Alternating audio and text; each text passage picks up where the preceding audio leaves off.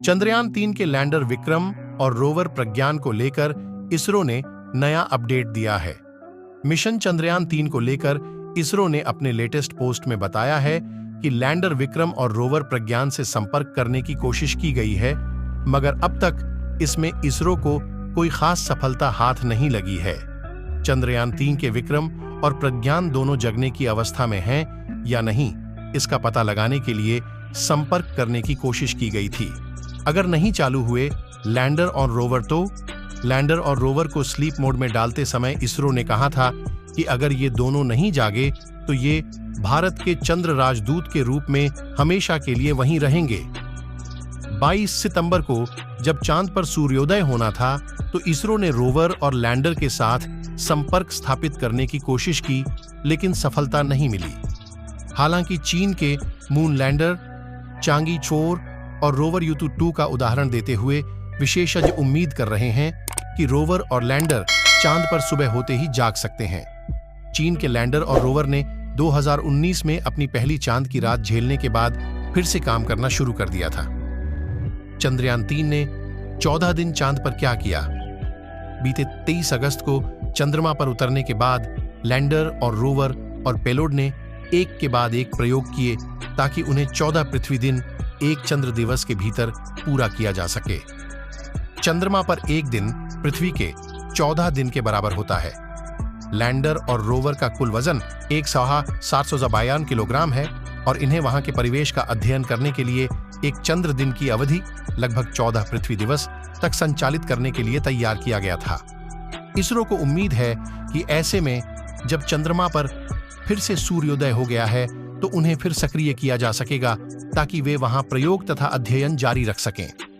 लेकिन इसरो के पूर्व अध्यक्ष AS किरण कुमार ने BBC को बताया था कि यह जरूरी नहीं है कि चंद्रयान 3 के लैंडर और रोवर दोबारा जाग जाएं, क्योंकि चंद्रमा पर रात के दौरान तापमान 200 से 250 डिग्री सेल्सियस तक गिर जाता है और हमारी बैटरी को ऐसे अत्यधिक तापमान पर रहने या काम करने के लिए डिजाइन नहीं किया गया है।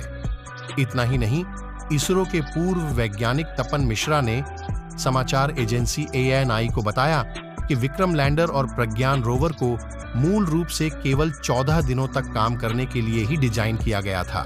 उन्होंने कहा कि अगर वे लैंडर और रोवर पहली चंद्र रात में बचे रहे तो वे चांद पर और रातें गुजारने में सक्षम होंगे। मिश्रा ने कहा, अगर यह एक चंद्र रात तक जीवित रहता है तो मुझे यकीन है कि यह कई और चंद्र रातों तक जीवित रहेगा और यह संभवतः 6 महीने से 1 साल तक काम कर सकता है, जो यह बहुत अच्छी बात होगी। चंद्रयान 3 विक्रम प्रज्ञान लेटेस्ट अपडेट। बता दें कि 22 सितंबर 2023 से लगातार इसरो की टीम विक्रम लैंडर को संदेश भेज रही है।